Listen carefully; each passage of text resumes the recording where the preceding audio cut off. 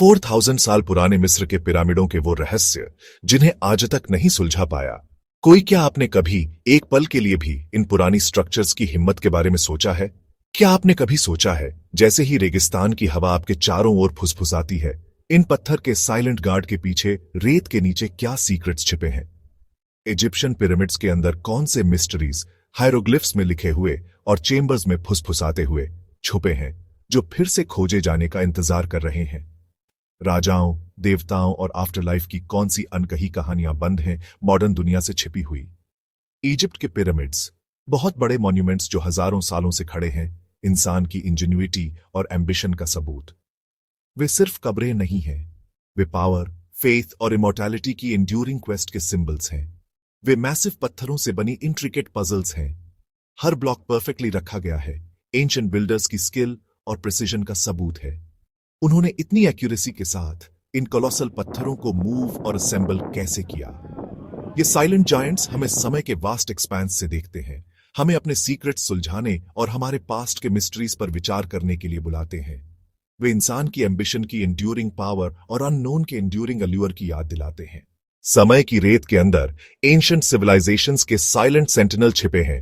हम जानते हैं कि ये कोलोसल स्ट्रक्चर्स, पिरामिड्स, कब्रें हैं, फेरोज और पावरफुल फिगर्स के लिए अंतिम रेस्टिंग प्लेस हैं, लेकिन उनका मकसद सिर्फ दफनाने से कहीं ज्यादा है। बताया जाता है कि गीजा का महान पिरामिड 2560 ईसा पूर्व में बनवाया गया था। इसे कूफू पिरामिड के नाम से भी जाना जाता है। इस पिरामिड को प्राचीन मिस्र के राजा कूफू के शव के संरक्षण के लिए बनाया गया था। गीजा के ग्रेट पिरामिड की ऊंचाई करीब 450 फीट है। वहीं इस पिरामिड का जो नीचे का भाग है वो 13 एकड़ में फैला हुआ है, जो लगभग 16 फुटबॉल के मैदान जितना बड़ा है। इस पिरामिड को बनाने में 23 लाख पत्थर ब्लॉक्स का इस्तेमाल किया गया था, जिनका वजन करीब 5 अरब 21 करोड़ किलोग्राम है। इन पत्थरों में लाइमस्टोन और ग्रेनाइट शामिल हैं। उन्होंने इन इलैबोरेट लैबिरिंथ्स, कॉरिडोर्स के इन इंट्रिकेट नेटवर्क्स को, जो अक्सर डेड एंड्स पर खत्म होते हैं, इतनी बारीकी से क्यों बनाया? उन्होंने इतनी प्रेसिजन के साथ ऐसे कॉम्प्लेक्स पैथवेज क्यों बनाए? इन पैसेजेस का क्या मकसद था जो कहीं नहीं जाते? ये सावधानी से छिपी हुई ब्लॉकेजेस, क्या उन्हें ग्रेव रॉबर्स को कंफ्यूज करने के लिए बनाया गया था, या उनका कोई ज्यादा एसोटेरिक सिंबॉलिक फंक्शन था? इस पिरामिड को बनाने में इस्तेमाल किए गए पत्थरों का वजन 2 टन से लेकर 30 टन और कुछ पत्थरों का वजन तो 45,000 किलो तक है। इसमें सबसे हैरानी की बात तो ये है कि आज के समय में भी किसी क्रेन से अधिकतम 20,000 किलो तक का ही वजन उठाया जा सकता है। तो उस समय 45,000 किलो वजन का पत्थर कैसे उठाकर लाया गया होगा? गीजा के ग्रेट पिरामिड में कुल कितने तहखाने हैं, इसके बारे में तो कोई नहीं जानता, लेकिन अभी तक के शोध के मुताबिक इसमें 3 तहखाने मिले हैं: आधार तहखाना, राजा का तहखाना और रानी का तहखाना। लेकिन हैरान करने वाली बात यह है कि राजा के तहखाने में न तो राजा की मम्मी मिली और न ही रानी के तहखाने में रानी की मम्मी, जबकि इस पिरामिड को राजा और रानी के शव के संरक्षण के लिए ही बनाया गया था। इन पिरामिडों को ऐसी जगह पर बनाया गया है कि इन्हें इजराइल के पहाड़ों से भी देखा जा सकता है। ऐसा कहा जाता है कि मिस्र के ये पिरामिड चांद से भी दिखाई देते हैं। गीजा के पिरामिड को इस तरह बनाया गया है कि इसके अंदर का तापमान हमेशा नियंत्रित रहता है। पिरामिड के बाहर का तापमान चाहे कितना भी हो, लेकिन इसके अंदर का तापमान हमेशा 20 डिग्री सेल्सियस ही रहता है। इसके अलावा यह पिरामिड किसी भी तरह के भूकंप को झेल सकता है। सदियों से आर्कियोलॉजिस्ट ने बिना थके काम किया है, इन एंशिएंट वंडर्स को बारीकी से एक्सकेवेट और स्टडी किया है, पास्ट के टुकड़ों को एक साथ जोड़ा है। अपनी एक्सप्लोरेशंस के दौरान आर्कियोलॉजिस्ट को सील्ड चेंबर्स मिले हैं, मिलेनिया से अनटच्ड हिडन रूम्स, जो एंशिएंट इजिप्शियंस के जीवन और बिलीफ्स की टेंटलाइजिंग ग्लिम्पसेस देते हैं। इन चेंबर्स के अंदर उन्होंने प्रिस्टीन कंडीशन में आर्टिफैक्ट्स खोजे हैं, ऐसी चीजें जो इस रिमार्केबल सिविलाइजेशन के रिचुअल्स, कस्टम्स और आर्टिस्ट्री में इनवैल्यूएबल इंसाइट्स देती है। ये अनटच्ड ट्रेजर्स एक बायगॉन एरा की कहानियां फुसफुसाते हैं, डिसाइफर होने का इंतजार कर रहे हैं। जैसे जैसे हम पिरामिडों के रहस्यों में गहराई से उतरते हैं, कई सिद्धांत सामने आते हैं जो इन विशाल संरचनाओं के भीतर छिपे हुए कक्षों के उद्देश्य को समझने की कोशिश करते हैं। कुछ लोगों का मानना है कि इन छुपी हुई जगहों में अकल्पनीय ट्रेजर हैं, फिरौन और रानियों के लिए कीमती कलाकृतियां, सोने के गहने और समृद्ध अंतिम संस्कार के सामान जो उनके जीवन काल में उनकी शक्ति और धन को दर्शाते हैं। इन कक्षों को अनमोल खजानों से भरा हुआ माना जाता है, जो प्राचीन मिस्र के शाही परिवारों की जीवन शैली और मान्यताओं की झलक पेश करते हैं। लेकिन इन खजानों के साथ एक और डरावना विचार भी जुड़ा हुआ है, डरावने कर्सेस। किंवदंतियों के अनुसार इन पिरामिडों को अपवित्र करने या मृतकों की शांति को भंग करने वालों पर भयानक श्राप पड़ सकते हैं।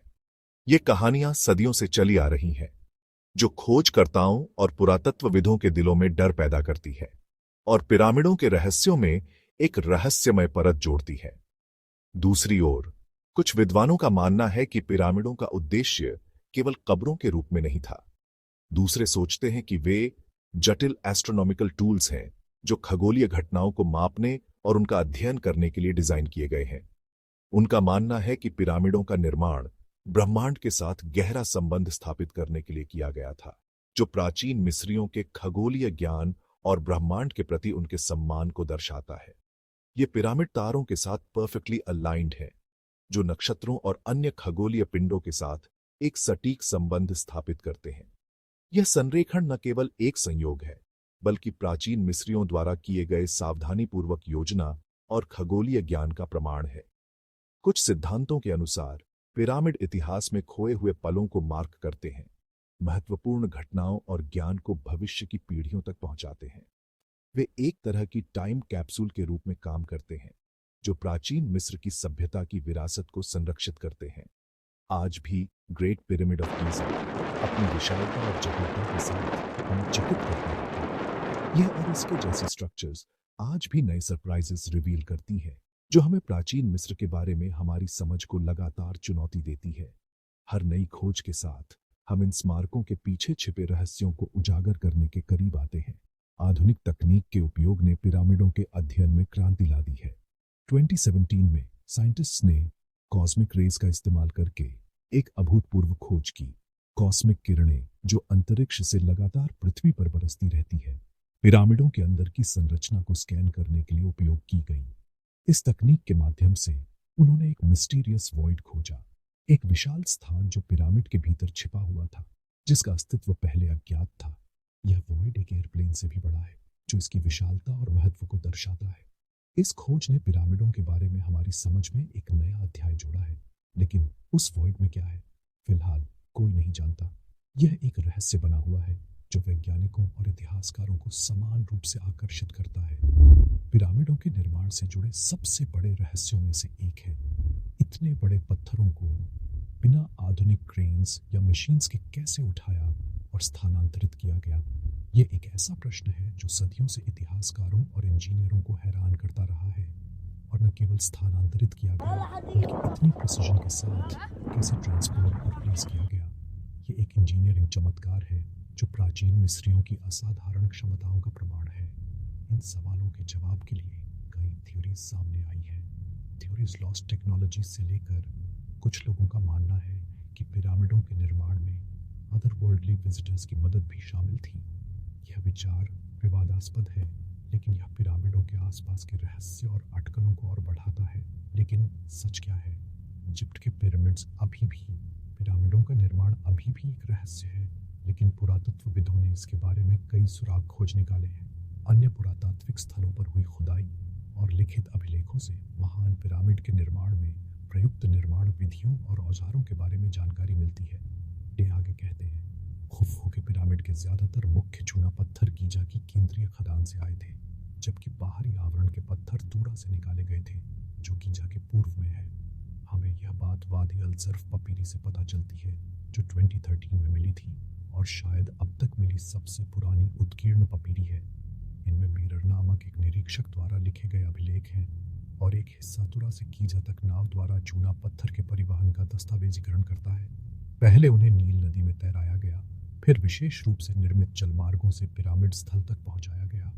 अंततः उन्हें एक पुलिया से होते हुए वास्तविक निर्माण स्थल तक पहुंचाया गया।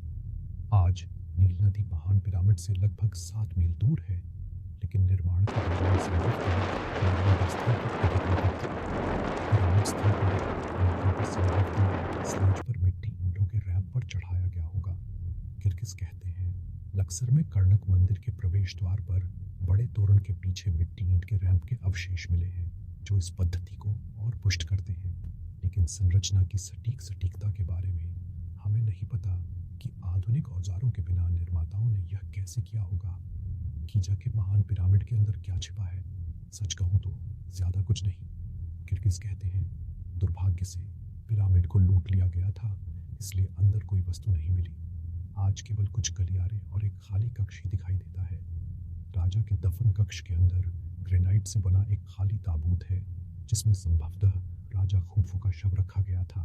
ये बताती हैं कि अंदर का हिस्सा उतना अलंकृत नहीं है जितना आप उम्मीद कर सकते हैं। वह कहती है बाद के कई पिरामिडों के विपरीत दफन कक्ष के अंदर या कहीं और कोई चित्रलिपि नहीं है।